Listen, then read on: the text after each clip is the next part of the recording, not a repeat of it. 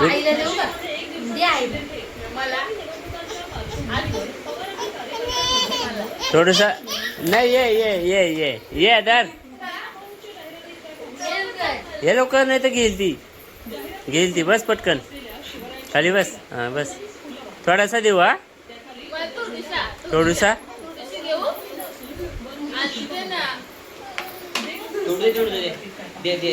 देऊ. हा थोडसा. हा देऊ.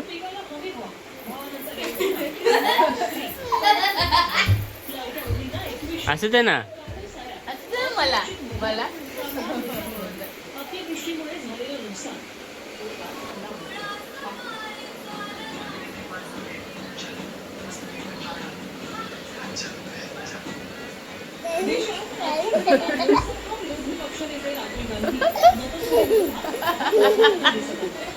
त्यांनी मतदारी मुद्द्यावरून राग उठवला असून भाजप आणि निवडणूक आयोगावर गंभीर आरोप केले.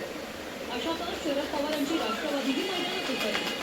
नाशिकमध्ये शरद पवारांच्या राष्ट्रवादीचं एक दिवसीय प्रशिक्षण शिबिर घेण्यात आलं.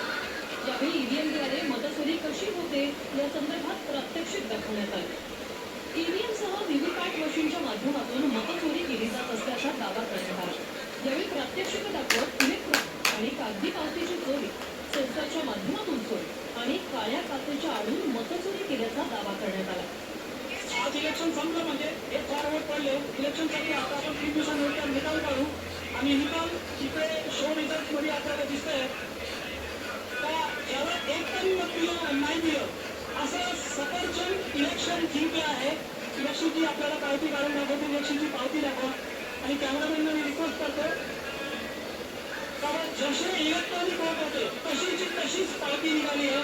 दोन सफरचंद एक आपल्या समोर कलिंगड आहे आणि एक केला आहे. म्हणजे स्पष्ट झालं का इलेक्ट्रॉनिक वोटच्या सोबत कागदाच्या वोटांची पण चोरी होऊ शकते. या कार्यक्रमात बोलताना आमदार उत्तम जानकरांनी विधानसभा निवडणूक निकालाच्या मुद्द्यावर भाजपवर जोरदार हल्लाबोल केला.